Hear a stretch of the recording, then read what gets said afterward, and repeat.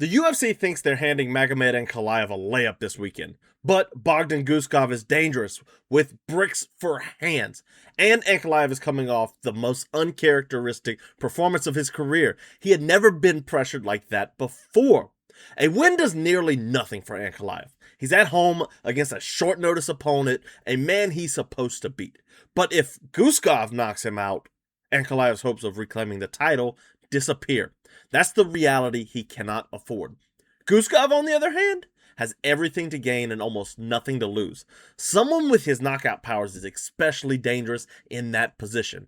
This is the opportunity he has spent his entire life waiting for.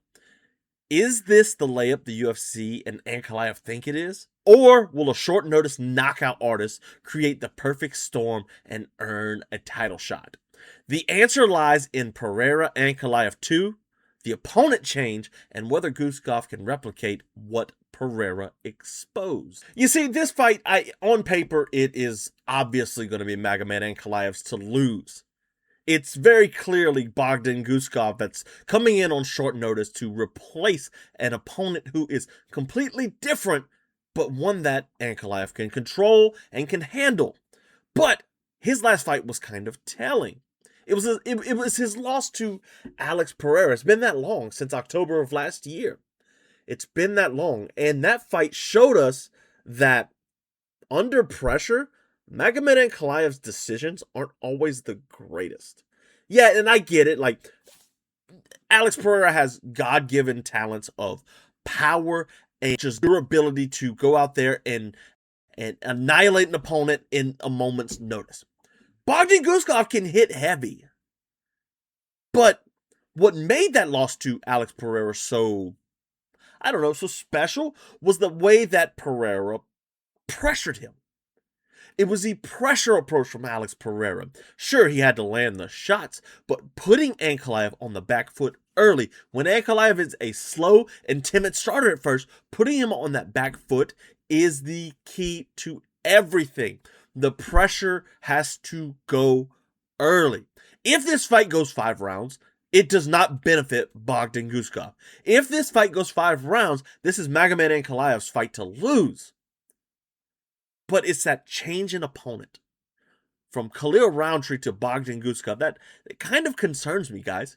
It does. It kind of concerns me because you watch how Khalil fights. He comes out and he's kind of feeling his opponent. A very Muay Thai approach, as much as we call him Muay Thai Khalil. Very Muay Thai approach. He's a slow starter. And that plays right into Magomed Ankalaev's preferred game plan. He also likes to feel things out.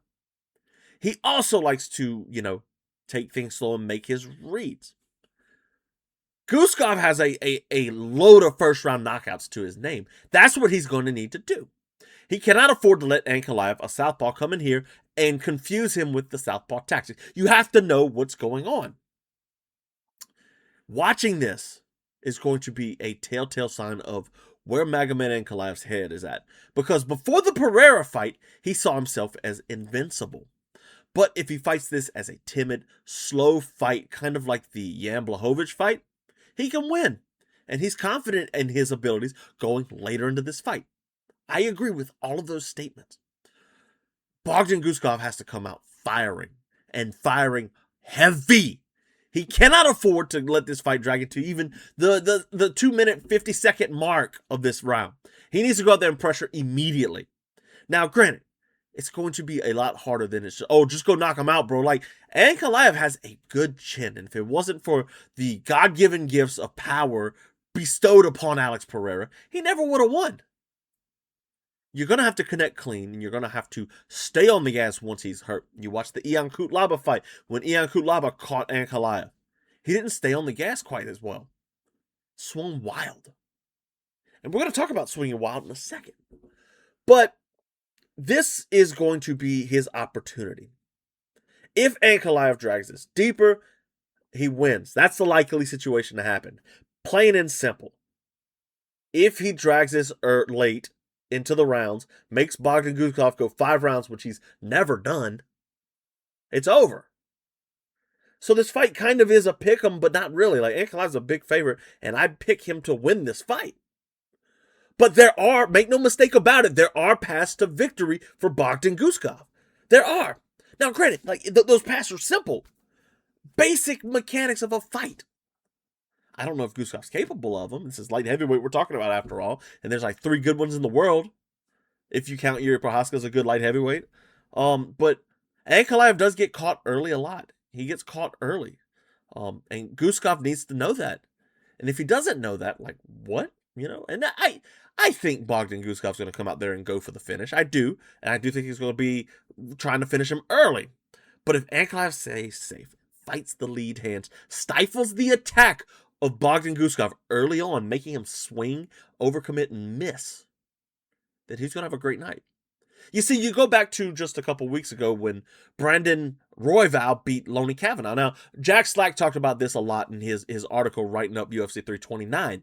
He talked about this a lot. But in that fight, Royval was over-swinging and getting caught by Lonnie Kavanaugh. And you watch his performance and you see Royval kind of make the reads. His coach in the middle of the round say, hey, you're going to have to fight the lead hand and draw out a counter. So Royval, with all the volume he's throwing, with all the, look, here we go, with all the volume he's throwing, overloads Lonnie Kavanaugh, who's looking for an opportunity to attack. Because remember, early in that fight, Kavanaugh couldn't quite get in there. He finally says, battle in the lead hand. Hey, we're fighting the lead hand, trying to keep you off of me. Oh, no, you can't punch with that hand. I'm covering it.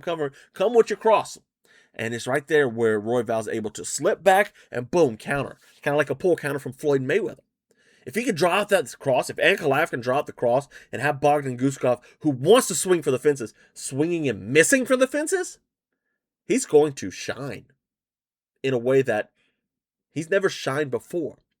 See, Ankalaev struggles from this image of being kind of a boring fighter, and granted, he kind of is. But at the end of the day, it's about entertaining people, and he's going to have to come out and entertain. And the stakes here are crazy, man. The stakes are crazy. If Ankalaev wins, like, he gets a title shot. If Carlos Ulberg is healthy, which Ankalaev takes forever to fight anyway. So if Ankalaev wins, Ulberg recovers, and then they make the title shot. Like, if he recovers, they make that fight. Let Ankalaev get his title back. Or if Guskov wins, well, he's right there too. Ankalaev's ranked number 2.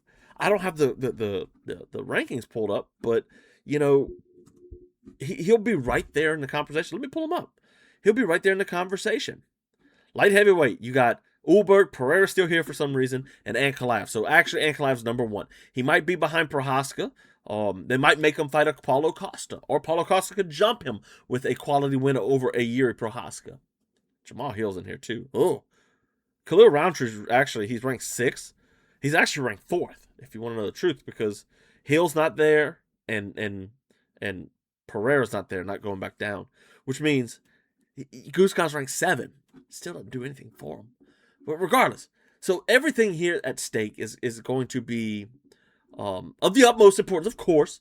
But at the end of the day, I do pick Magomed Ankalaev to win. I don't think the odds reflect kind of what kind of a fight this is. I think this is a lot closer of a fight than what people are making it out to be. But at the end of the day, it's going to be a banger. We're in Abu Dhabi, and there's plenty of other great fights on the card too that we're going to enjoy. But the main event, the main course, the one that is going to feed, I guess, I mean, it's light heavyweight, so how much can it actually feed, right? It's going to be Ankalaev and Guskov. Like, the story is literally like, can Guskov catch him? Can Guskov catch Magomed Ankalaev and crack that chin? Or did Pereira already crack it for him? That kind of a conversation. Thanks, guys, for watching. This episode's fun. I hope you enjoyed it. And, here, boom. This is our show.